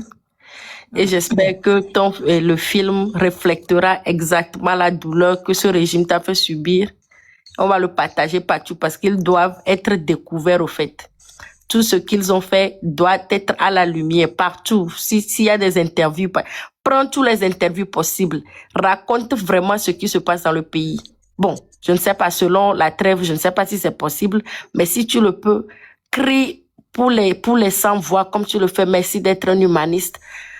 merci, malgré que c'est pas ton pays, tu as vu ce qui se passait et tu as eu la douleur, je sais pas comment dire ça, tu as ressenti la douleur d'un peuple qui n'était pas, je peux pas dire qu'il n'était pas le tien, mais je le dis d'une manière à ce que tu n'es pas togolais, mais tu l'as ressenti bien plus que certains qui sont là au pays et qui font comme s'ils ne voyaient rien. Donc, merci éperdument. Merci pour la lutte, merci pour le courage et je rends grâce à nos ancêtres, je rends grâce à Dieu que tu sois sorti vivant pour être un témoignage vivant, marchant. Espérons que tous les autres, n'espérons pas. Ceci doit nous donner plus de force pour appliquer la pression pour que les autres aussi puissent sortir parce que là, ce n'est même pas, sortir n'est pas la justice. Sortir du tout n'est pas la justice, mais au moins, c'est le minimum, en fait, avant qu'on ne demande même justice parce que dans un pays normal, il devrait avoir, comment est-ce qu'on dit, payment, les trucs, plein de trucs, mais actuellement, on sait que dans l'état où on est, au moins que ces personnes sortent comme toi, serait le minimum qu'on peut recevoir. Donc, c'est à nous, le peuple togolais, comme tu le fais, d'être aussi brave, de continuer à réclamer à tous ceux qui nous entendent, tous ceux qui sont aussi humanistes, de faire leur part, si possible. Et aux Togolais surtout, c'est pas, je passe à travers toi pour demander aux Togolais que quelqu'un qui vient de dehors ne peut pas être plus sensitive à nos douleurs que nous-mêmes devant nos frères, au fait. Donc, je fais appel à tout le monde de faire tout ce qu'il y a à faire pour qu'on puisse libérer tous ceux qui sont là et qu'on puisse vraiment changer pour que la prochaine fois, Monsieur Steve Rouya puisse revenir au Togo parce qu'il aime les Togolais, puisse actuellement faire ce qu'il veut, se développer, ou bien juste venir en vacances, mais qu'il puisse mettre les pieds, tout comme tout Togolais, toute personne qui veut, sans avoir à avoir peur. Donc, franchement, c'est mon message, force à toi. Et je ne sais pas, je voulais poser des questions, mais j'ai tellement dit, je parle trop quand je suis dans l'émotion, donc je laisse. La marraine, merci pour tout encore une fois. Et je vais, pardon, tapoter, j'ai pas oublié. Hein, tapoter, pardon. Hey, je profite de l'occasion pour passer une annonce. Chers tous, il y a un lien PayPal dans la bio de mon compte principal, la marraine Mawaba, pour soutenir les détenus politiques. Il y en a qui sont encore en prison, qui sont malades, mais même ceux qui sont sortis sont malades. Il faut qu'on continue le soutien. Donc, le lien PayPal dans la bio de la marraine Mawaba. Pas Oui, celui-là, franchement. mon autre compte. L'autre. Mon autre Oui. compte là. Parce que TikTok n'accepte même plus qu'on mette les liens. Sinon, Singata aurait mis le lien du PayPal. Je l'ai mis, je parie que personne ne le voit. On On n'a ne le pas voit vu. pas. Ben ouais. On n'a pas vu. TikTok bloque. Donc, c'est le PayPal dans la bio de la marraine, mon compte principal. Oui, Mon merci. compte principal. Merci. Et après, il y a un GoFundMe dans mon compte là pour poursuivre les bourreaux du Togo. Parce que j'estime qu'il est important qu'on leur fasse des procès. C'est trop facile pour eux d'être, comment on appelle ça, super puissants au Togo et de ne pas rendre compte. Là, moi, je propose qu'on prenne des avocats ici, moi y compris, pour qu'on dépose plainte contre tous ceux qui ont torturé les nôtres et qui continuent de torturer d'ailleurs. C'est pas contre l'État du Togo qu'on porte plainte, non, c'est contre les bourreaux à titre personnel pour qu'on puisse les poursuivre, mettre des mandats. Eux, ils savent mettre des mandats d'arrêt sur le dos des gens, non? Ok, nous aussi, on va mettre des mandats d'arrêt, enfin, les parquets, les différents parquets qu'on saisira, mettront des mandats d'arrêt sur leur tête. Donc, c'est très important qu'on fasse les deux. GoFundMe ici et PayPal. J'ai scindé les deux pour qu'on ne se mélange pas. Ceux qui veulent soutenir les procédures judiciaires, ils font dans le GoFundMe qui est dans ma bio ici. Et ceux qui veulent soutenir les prises en charge des détenus, ben, dans le PayPal. Bon, après, si vous n'avez pas de PayPal, vous voulez faire dans le GoFundMe, mettez alors un message pour dire, comment on appelle ça déjà? Que c'est pour les prisonniers. Voilà, Togo. Comme ça, voilà. Ou vous faites les deux. Oui, Macnas, on fait les deux. Ça, c'est mieux. Moi, je préfère que vous Est-ce que fassiez je les pourrais deux. dire? Ça, c'est mon souhait. C'est mon souhait de faire les On deux. Mais doit après, si faire vous ne les pouvez pas deux, faire la les marraine. deux, La marraine, oui, on doit faire les deux. Actuellement, oui. les prisonniers sont sortis, ils ont besoin de soins, ils ont besoin de plein de trucs. Seulement certaines personnes seules ne peuvent pas le faire. Il y a plein de personnes qui appellent, je suis sur la marine, qui me font signe. Il faut donner pour que les gens là puissent aller se faire soigner le minimum. Il y a d'autres, leurs pieds sont enflés. Il y a plein de trucs au fait. Donc, au moins qu'ils puissent aller faire les soins quand ils sont sortis. Ceux qui sont en prison aussi, qu'on continue à les aider. Donc, pardon. Hein? Vous savez, Aujourd'hui, aujourd'hui seulement, vous savez combien de factures j'ai en attente? J'ai des factures de l'ordre de, bon, je vais pas le dire pour ne pas vous décourager, mais c'est cher. Non, je vais le dire d'ailleurs. J'ai des factures de l'ordre de 1 million de francs CFA à financer. Là. Et j'ai pas un centime. Et comment on fait? On les laisse mourir? On fait Non. comment? Des factures d'honoraires ou bien des factures de frais des médicaux? Non, frais médicaux, uniquement frais médicaux. Ceux qui sont sortis. J'ai des factures, oui, pour les gens qui sont sortis et pour... Ah non, ça même, c'est uniquement pour les gens qui sont sortis, parce que les gens qui sont à l'intérieur, eux, j'ai des factures de... Bon, l'autre, il a dépensé... Quoi. Bon, j'ai des factures de 50 000 pour une personne à l'intérieur. Là, c'est juste pour les consultations. Là, on lui a prescrit des analyses à faire. Donc, ça va se rajouter pour une personne gravement malade à l'intérieur. Il y a plusieurs personnes gravement malades. Mais bon, après... Mais les gens qui sont sortis, franchement, ils sont cassés, hein. Et surtout les deux qui ont fait la grève de la faim pendant plus de 50 jours. Grace, par exemple, elle a fait, son rein est atteint. Et son cœur, bah oui, elle a des séquelles sur les reins. Son cœur, pareil. Le côté psychiatrique aussi. Et chaque jour qui passe, pour qu'on puisse la retaper, il faut minimum 70 000 pour chaque jour. Ah ouais. Chaque jour. Bah oui. Elle a perdu plus de 22 kilos. Et là, aujourd'hui, on lui a changé de clinique pour qu'elle aille dans une clinique où tout est fait sur place. Parce que là, elle allait avant, elle faisait des va-et-vient et c'était pas bien pour elle. C'était pas possible. Donc maintenant, on lui a changé. Elle est dans une autre clinique où tout sera fait sur place. Tout. Et c'est une clinique qui coûte cher. C'est une clinique qui coûte cher et c'est très, très cher. Donc, on a l'obligation de les soigner parce que, à ma vie aussi, Dora attend. Dora, elle doit aller faire parce que la base pour tout le monde, c'est d'abord de faire le test sanguin. Ça, c'est la base pour tout le monde. Et pour faire, ils vont faire là où ils peuvent, hein. Maintenant, Dora doit aller, elle a dit qu'elle irait à comment on appelle ça? Service d'hygiène. Mais service d'hygiène là-bas, il paraît que pour le bilan, c'est 22 000 ou 23 000, quelque chose comme ça. Mais elle n'a pas encore ce montant-là pour y aller. Elle n'est pas encore allée. Parce que comme moi, j'ai rien, je récupère les factures, mais j'ai pas de sous pour payer. Donc, je dis, pardon, cherchez les sous quelque part, après je viendrai rembourser. Mais pour laisser à trouver personne pour lui passer cet argent pour que je puisse venir rembourser après. Donc, elle n'est pas allée. Voilà. En tout cas, la marraine. À ma vie, pareil. Et Leïla, pareil. Leïla, je fais le bilan sanguin, mais le reste, on n'a pas encore commencé. Voilà. Bref, c'était une parenthèse pour faire le point sur l'état de santé des détenus politiques qui sont dehors et qui sont à l'intérieur. Et affecté aujourd'hui seulement à dépenser 200 000 francs CFA. Aujourd'hui seulement, pour cette journée uniquement.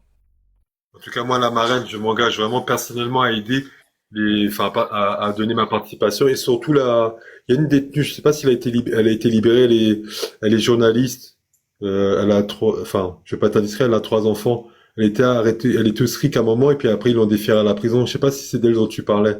Elle n'est pas, non, c'est elle, Dora, non? Elle est ce qu'on a. Elle est infirmière, je crois. Elle était barrée. Infirmière ou sage-femme? Infirmière ou sage-femme? C'est grâce. Tu parles de parce que Tu parles de qui? Grace Koumaï ou bien Dora? Les deux sont passés au street. Ils m'empêchaient d'être en contact avec elle, mais je sais elle suivait beaucoup mon père et donc elle aussi, elles m'ont transmis, j'avoue, des informations qui m'ont aidé à tenir puisque c'était courant septembre ou août et parce qu'elles m'ont dit que oui, mon père, je savais pas, qu'il faisait des vidéos, tout ça, beaucoup. C'était au moment des manifestations, en Allemagne et tout, enfin, Elle bref. a été arrêtée en octobre, Je crois en octobre ou en septembre, début octobre. début octobre, ouais. Oui, elle a été arrêtée le 3 octobre. C'est Grace. Celle qui a fait la grève de la faim pendant plus de 5 ans. C'est telle que je parlais justement, je viens de parler d'elle. Elle a perdu près de 23 kilos. Celle qui a des soucis aux reins. Et puis, ben, le cœur aussi. Et enfin, elle a plein de conséquences parce que ben, elle a fait une longue grève très dure Je pendant longtemps. je tiens à l'aider personnellement, hein, c'est pourquoi, enfin, en aparté, si tu pouvais m'envoyer, enfin, moi, Je vais t'envoyer. parce que Je vais là, t'envoyer. j'ai plus de compte bancaire, mais si tu peux m'en donner de manière à ce que je puisse t'envoyer un mandat ou quoi, je sais pas comment on peut faire, mais je tiens à l'aider personnellement parce que Je vais t'envoyer. Et toi, tu es en France actuellement, le héros. je suis à Paris. Tu peux, ah oui, tu n'as plus de compte bancaire, ouais. Bon, on va voir ça après. Ok. Je vais te, En tout cas, mes chers amis togolais, moi, ce que je dirais, c'est que ce que je vous dis, c'est que la priorité de la lutte, c'est aider aider financièrement les détenus qui ont été, les prisonniers politiques qui ont été libérés et aider financièrement les détenus qui sont toujours enfermés. C'est très important, c'est fondamental. Et, ouais. bon, encore une fois, moi, je suis dans la trêve, mais je vous soutiens vraiment à 200% et je demande à la diaspora vraiment de ne pas lâcher, quoi. Il faut mettre la pression. Il faut mettre la pression. Moi, c'est grâce à la pression que j'ai été libéré. Je pense même que le président Fana Simbe il doit être enfin étonné, quoi. Et parce que si vous voulez, ils m'ont sous-estimé, ils ont cru que j'étais là, c'est pas pour être arrogant, mais je suis pas issu de n'importe quelle famille, quoi. Ma famille est très connue en France et en Guadeloupe et comment dirais-je et je pense même que et en fait ma famille a mis la pression et c'est comme ça qu'il a cédé. Donc c'est ça, il faut mettre la pression et j'avoue que pour les personnes qui vivent au Togo, c'est très difficile de se mobiliser. C'est très difficile de mettre la pression parce que vous risquez la mort tout simplement. Moi, j'avoue, j'ai vu le 8 décembre. J'ai vu quand les militaires sont. Moi, j'ai halluciné quand le 8 décembre à 4 heures du matin, les gendarmes ont quitté le SRIC dans un véhicule pick-up avec une mitrailleuse. Et c'est pas les petites mitrailleuses là, un truc si ça déchiquette une voiture, ça, même à 200 mètres. Une mitrailleuse, quoi. Ils sont sortis dans la rue dans une mitrailleuse. Donc, quand vous voyez une mitrailleuse se faire enfin tourner dans la rue, faire des patrouilles, sincèrement, vous avez, même si vous êtes un militant convaincu, motivé, vous pouvez pas vous mobiliser, c'est pas possible. Et parce que eux, ils hésiteront pas à tirer. Ils n'hésiteront pas à tirer. Ils auraient pas hésité à tirer. Et s'ils tirent, ils tuent. Ils n'ont qu'à prendre les mitrailleuses là pour aller au nord du Togo. Comme ça, ce serait mieux. C'est des, bref. Mais c'est des mitrailleuses qui sont utilisées ce sont ces mêmes mitrailleuses-là qu'ils utilisent pour combattre les djihadistes, hein. C'est ça qui est terrible. C'est les mêmes. Oui, ils n'ont qu'à aller là-bas, ils n'ont qu'à tout ramener là-bas. Au lieu de venir nous embêter à Lomé avec, ils n'ont qu'à amener ça là-bas. Au moins, nos impôts serviront à quelque chose. Voilà. Comment dirais-je?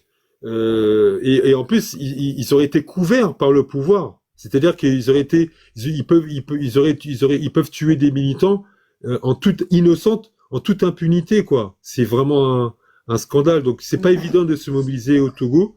Moi, j'en ai fait les frais. J'ai pris 7 mois de prison.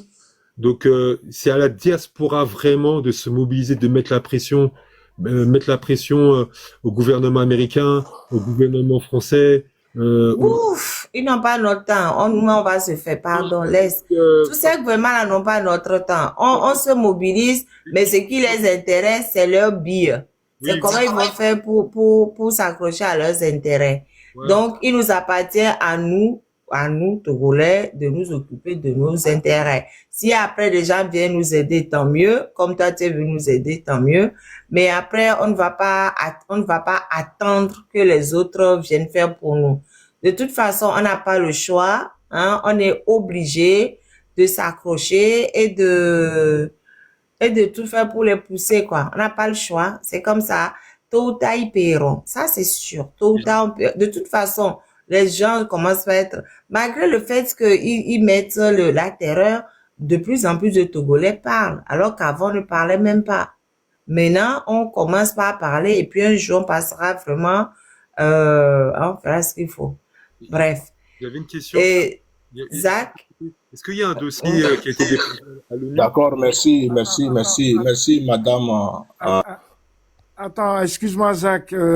Steve était en train de dire quelque chose, c'est pour ça que je t'ai muté. Vas-y, Steve.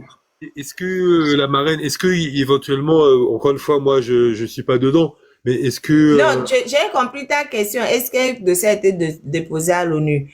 pour Le Togo, le Togo a été, comment on dit ça? A eu plusieurs sanctions de plusieurs organisations pour les divers abus qu'on a chez nous. Le Togo n'a jamais, ça ne les a jamais fait plier. Et même l'Union européenne a sorti une résolution demandant la libération immédiate d'Abdulaziz Goma.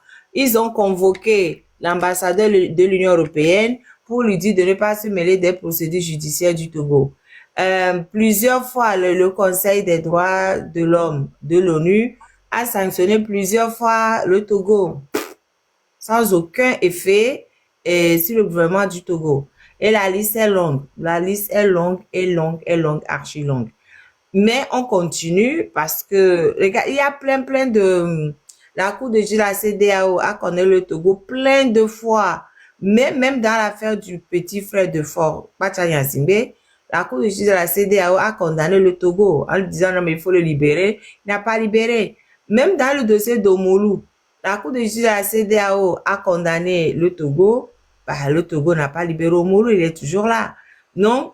Les résolutions, les condamnations, les procédures judiciaires contre le Togo, ça ne donne rien. C'est pour ça que moi, je change d'optique. Je dis, il faut les poursuivre à titre personnel.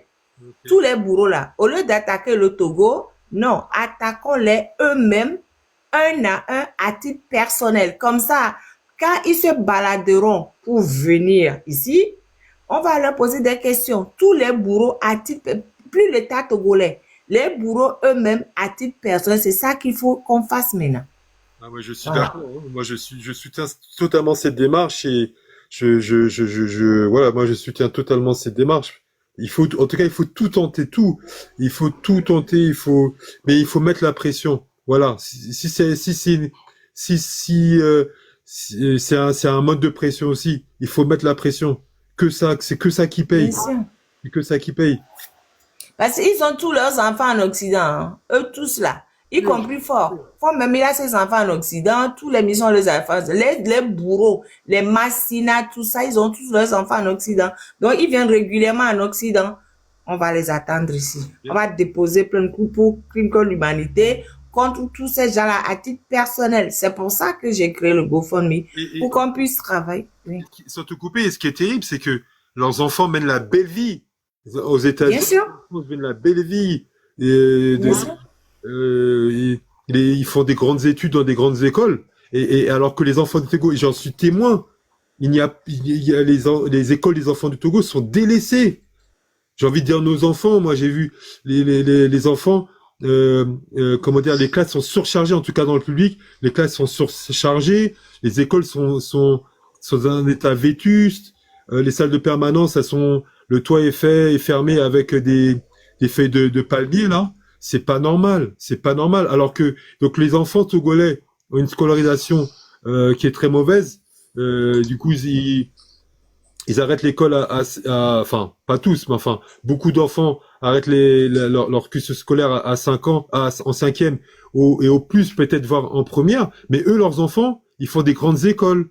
Ils font des écoles de commerce, ils font des études, ils mènent la belle vie, ils viennent au Togo, ils repartent, ils font des études aux États-Unis. Donc, c'est totalement injuste, ça. C'est pas normal. Donc, effectivement, même, je suis désolé, vous me direz, les enfants sont naissants, il y en a avoir là-dedans, mais non, même les enfants, peut-être, je sais pas si on peut faire une action judiciaire pour les enfants, mais attaquer leurs enfants, je suis désolé, parce que les enfants même en profitent aussi de ce système-là. Et ils le savent très bien. Et d'ailleurs, ils savent très bien qu'ils font du mal aux Togolais parce que ils évitent de faire venir leurs enfants au Togo. Ils savent très bien qu'ils font du mal, tellement ils savent qu'ils font du mal au peuple togolais. Ils envoient leurs enfants faire leurs études et ils évitent qu'ils viennent au Togo. Ils aiment pas trop qu'ils viennent au Togo, tellement ils savent parce qu'ils savent ce qu'ils font, ils savent qu'ils font du mal. Ils veulent pas que leurs enfants voient le mal qu'ils font. Donc moi je sais pas. Encore une fois, je suis pas dedans, mais moi, j'étais même pour sanctionner les enfants, que leur scolarité soit enfin, je suis dans l'utopie, hein. J'aurais dit qu'en France, ce serait pas possible, mais que à la Et limite, c'est ça. leur visa étudiant soit annulé. Tu sais bien que c'est pas Que possible. leurs enfants soient obligés de faire les études au Togo comme tout le monde, comme les Togolais, parce que les Togolais, malheureusement, ils sont sanctionnés. C'est la croix à la bannière pour aller faire des études aux États-Unis. En France, ça passe encore, mais il faut avoir de l'argent. Mais aux États-Unis, même si vous avez de l'argent, c'est hyper compliqué là pour aller faire les études au Togo, aux USA. Et sinon, ça demande énormément d'argent. Ou bien, il faut que vous allez sacrifier votre enfant, hein, qui risque sa vie pendant 3 à 5 ans, qui rentre dans l'armée américaine comme soldat. Hein. Et eux, par contre, ils font les grandes écoles, ils vivent dans des villas, dans des trucs. Les enfants, non. Moi, à la limite, je suis même pour que les enfants soient sanctionnés. On peut pas. Non, on peut pas. Donc voilà, c'est ça. On peut pas. Légalement, on ne peut pas parce que les enfants n'ont pas commis des crimes contre l'humanité. Par contre, les parents, oui, on peut. Déjà, attaquons les parents et ça réglera une bonne partie des problèmes.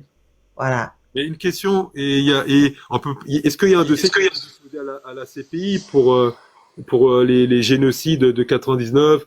Le Togo, pardon, je te coupe, attends, pardon. Le Togo n'est pas membre de la CPI. Ah, d'accord. Donc, on ne peut pas déposer de dossier. La CPI juge les gens, pas les États.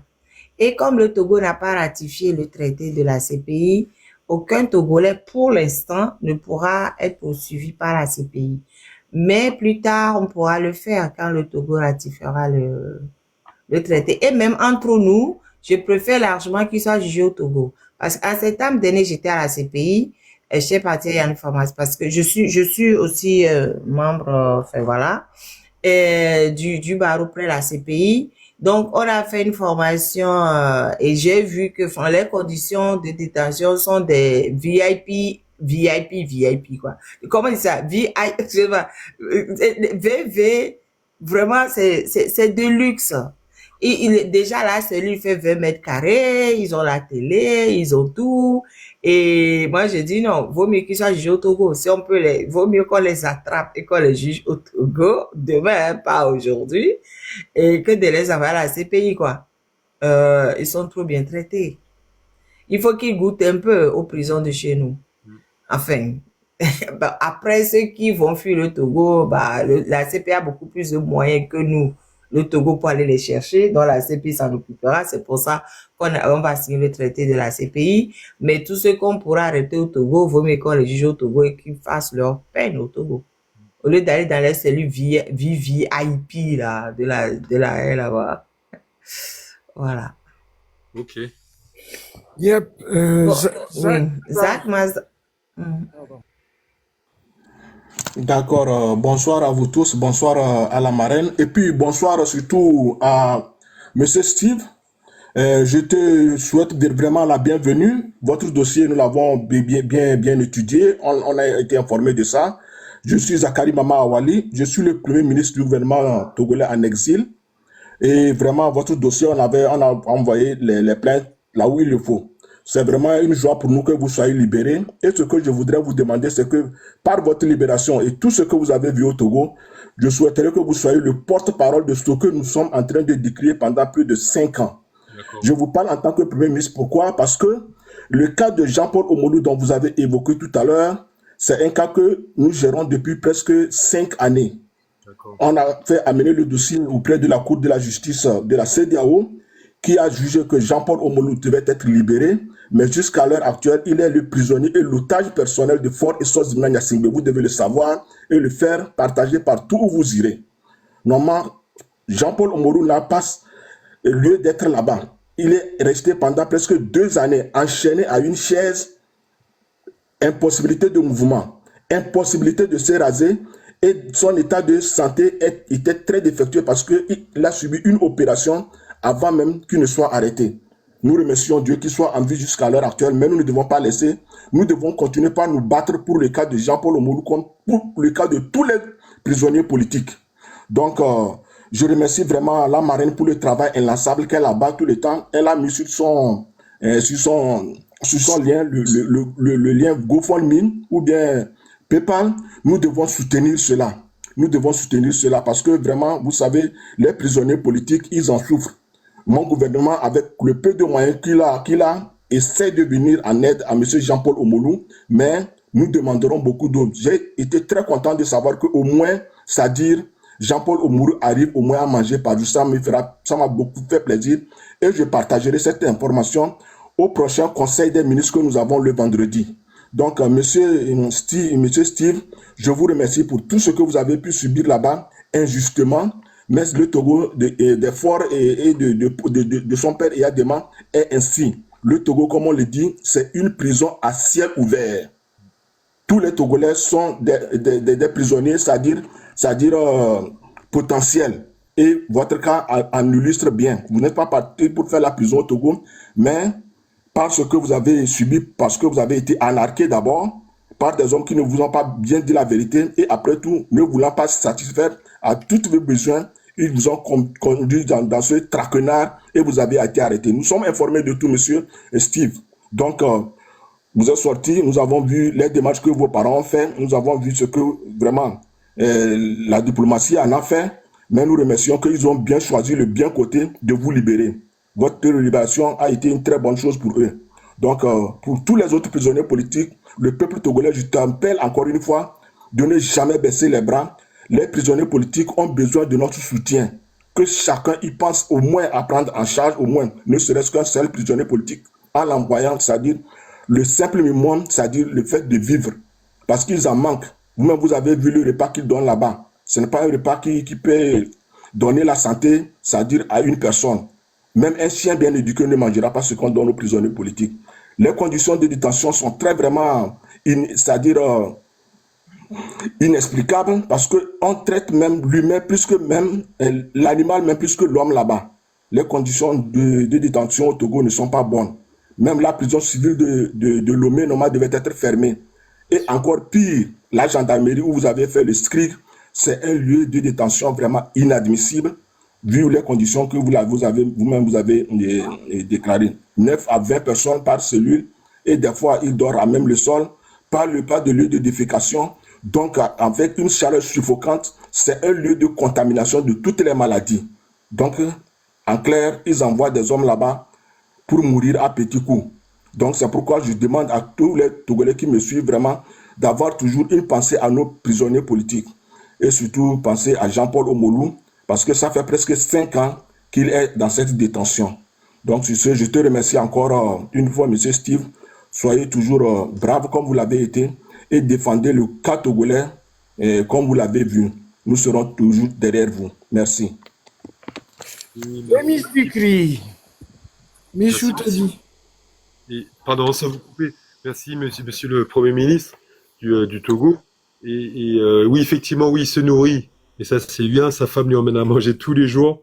Encore une fois, c'est une femme extraordinaire. Moi, je lui demande, le peuple togolais, s'il vous plaît, aidez cette femme. Je sais pas, aidez-la.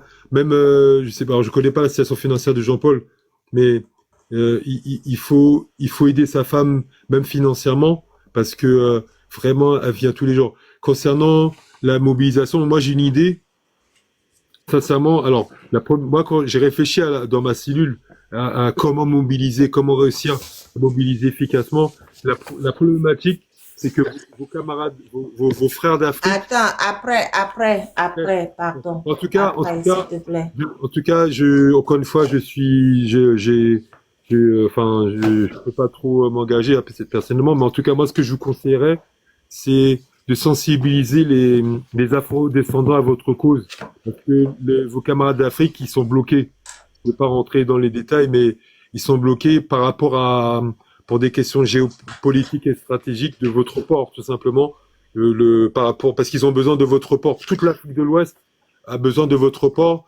Donc, ils ne peuvent pas vous aider, même si ils veulent, ils vous soutiennent. Et si je peux vous donner un conseil, vous avez un autre peuple noir qui peut-être que vous connaissez pas. Vous avez peut-être des a priori qui peuvent vous aider. Ce sont les afro-descendants, parce que mine de rien, ce sont des personnes parce qu'ils appartiennent au monde, ils appartiennent au monde occidental. Ils sont le lien. En fait, ils sont le lien entre le monde entre l'Afrique et le monde occidental. Ils sont entre les deux. Donc c'est un avantage et un inconvénient. L'inconvénient, c'est que effectivement, souvent on a des incompréhensions, on s'entend pas bien forcément, on va se prendre la tête, c'est comme ça, c'est normal. Parce que nous aussi, on est métissés. Vous nous voyez noirs, mais en fait, on n'est pas des vrais noirs. Moi, je suis noir, mais en fait, je suis aussi amérindien. Donc, mais je suis noir, mais je suis aussi j'ai du sang. Je suis amérindien, en fait. J'ai les deux. Bref. Mais il faut, à mon avis, hein, faut voir, faut discuter. Mais moi, je vous conseille, camarades, essayez de voir, d'obtenir l'appui de tous les afro-descendants de la planète. C'est eux qui vont vous rapidement, hein, c'est eux qui peuvent rapidement vous régler le problème, hein. Pas le mais je pense que c'est sur eux qu'il faut vous appuyer, parce qu'encore une fois, vos frères de l'Afrique de l'Ouest, ils sont bloqués, quoi. Ils sont pris en otage. Ils peuvent pas vous aider. Par contre, eux, ils pourront vous aider. Mais c'est pas évident, parce que il faut arriver à les convaincre. Moi, c'est parce que je suis l'un des leurs. Ils sont mobilisés. Je vais pas rentrer dans les détails, je peux pas parler plus, mais ils m'auraient pas lâché. Et encore moins, ne serait-ce que rien que mon père même, il m'aurait jamais lâché, même au bout de 20 ans, 30 ans, jusqu'à la fin, il m'aurait soutenu, quoi. Mais c'est le cas de mon père. Mais c'est comme mais j'avais pas tous les afro-descendants, mais de beaucoup d'afro-descendants ne m'auraient pas lâché non plus, hein, du tout. Donc, si vous arrivez à les mobiliser, ils vont jamais vous lâcher. Et vous allez obtenir des résultats, hein, je vous le garantis. Mais il faut vous rapprocher d'eux. Après, je sais pas comment on peut faire, s'il faut faire une tournée, venir en Guadeloupe, faire venir dans la Caraïbe, voir la diaspora en région parisienne, à Marseille, Bordeaux, en Allemagne, je sais pas, faire une délégation et faire le tour de la diaspora, aller au carré, même voir les Noirs américains, même s'ils ont leurs problèmes, mais je pense que certains peuvent vous écouter, même pourquoi pas même les Noirs d'Amérique du Sud. Mais en tout cas, si vous basez sur le peuple noir, basé en Europe, en Caraïbes et en Amérique du Nord, déjà, franchement, ça vous fera un grand paquet. Vous allez voir, vous allez avancer. C'est pour ça, on a vu un débat la première fois avec la marraine. On n'était pas d'accord le fait que vous puissiez recevoir de l'aide extérieure, de l'aide de militaires extérieurs. Malheureusement, encore une fois, si vous décidez de lutter tout seul, ça va être très difficile. Moi, je le reconnais. Je suis resté 1 an au Togo, plus d'1 an au Togo. Je reconnais que c'est très très très difficile. Militer au Togo, à la limite vous risquez votre vie, quoi. À défaut de risquer votre carrière professionnelle, vous risquez votre vie de famille, mais vous risquez même votre vie. Donc donc c'est pas évident. Donc encore une fois, essayez dans vos réseaux personnels. Je sais pas comment vous pourriez faire, mais essayez de mobiliser le peuple afro-descendant, parce qu'ils ont le bras très très long. Ils ont le bras très très long. très très long. Je peux pas trop rentrer dans les détails, mais ils peuvent ils ont le bras très très long vis-à-vis même de leur réseau des occidentaux, quoi. Donc voilà, c'est moi cette piste-là que je vous souhaitais vous conseiller de tenir. Et, Premier ministre, Monsieur le Premier ministre, je suis à vos dispositions pour vous aider. Il n'y a pas de problème dans la limite du possible, parce que voilà. Mais en tout cas, je suis prêt à vous aider. Il n'y a pas de problème. Vous pourrez compter sur moi. Encore une fois, je soutiens le peuple togolais. Je serai toujours avec vous et je vous lâcherai pas, quoi. Dans la mesure de mes moyens, je ne vous lâcherai pas. Ok. Tom Le Rouba, 2 secondes, hein. Je fais passer une intermède musicale, s'il te plaît. T'as le temps?